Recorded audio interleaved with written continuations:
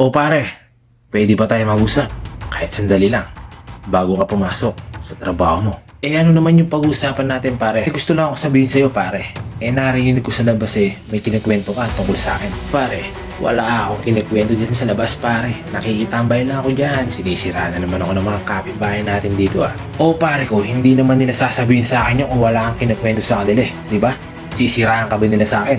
Yung gusto ko lang kumpare ko kung may problema ka, kung may gusto ka sabihin sa akin mo sabihin, huwag na sa labas, huwag na sa ibang tao, magkumpare tayong dalawa Oh my gosh, kumpare, wala naman talaga ako kinikwento dyan Ang kasama ko lang nung minsan nakatambay dyan si Ma'am Bobot Habang nagkikwentuhan kami, umiinom kami, wala naman ako kinikwento tungkol sa'yo, pare. Yan nga ang hirap, kumpare, umiinom kayo. Hindi mo na alam kung ano yung mga lumalabas sa bibig mo, kumpare. Kung ano yung mga pinagsasabi mo sa akin. Alam mo ba si Kuya Bobot? Kaklose ko si Kuya Bobot. Akala mo lasing si Kuya Bobot? Pagkagising niya, pinuntahan ako dito, kinuwento niya lahat ng mga pinagsasabi mo. Bakit ganun, kumpare? Kumpare kita. Tayo lang dalawa magkasama dito sa kwarto.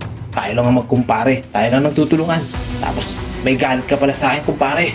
Dapat, kumpare, kung may kasalanan man ako, kung may problema sa akin mo sabihin. Huwag na sa iba, kumpare. Ganun pala yung kumpare. Marami na pala akong nainom nun. Marami na pala akong nasabi tungkol sa'yo, kumpare. Sira ulang Kuya Bobot na to. Hindi man lang niya ako sinabihan. Sa'yo pa dumiretso, kumpare.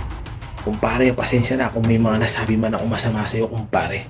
Sana patawarin mo ko, kumpare, kung hindi ko man alam yung mga pinagsasabi ko sa'yo. Pare, lasing ka man o hindi, may problema ka sa akin. Kaya sabihin mo sa akin kung ano yung problema mo, kumpare. Sige, kumpare. Sasabihin ko na kung ano yung problema ko sa'yo, kumpare. Alam mo ba, kumpare, inggit na inggit ako sa'yo. Dahil mahal na mahal ka ng mga pamilya mo. Lalong-lalo na ang pamilya mo, kumpare, yung asawa mo, mga anak mo. Mahal na mahal ka nila. Lalong-lalo na si tita, si tito. Mahal na mahal ka nila. Tulad ko, wala akong pamilya, walang nagmamahal sa akin, kumpare.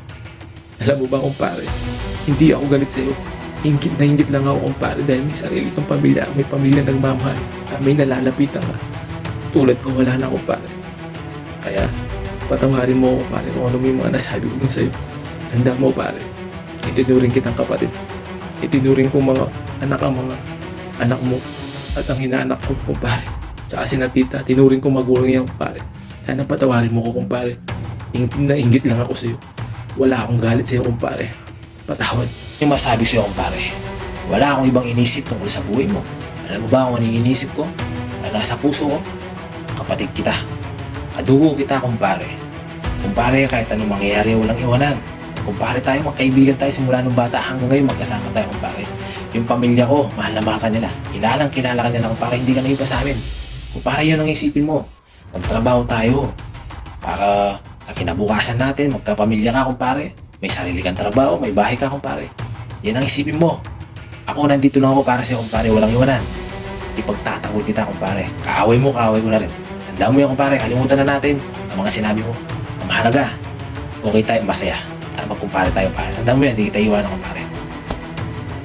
Patawad, kumpare. Pinatawad mo ko, kumpare. Pangako ko, kumpare, hindi rin kita iwanan, tutulungan kita, kumpare. Salamat, kumpare, naging kumpare kita. At tunay kang kumpare. Pare, thank you.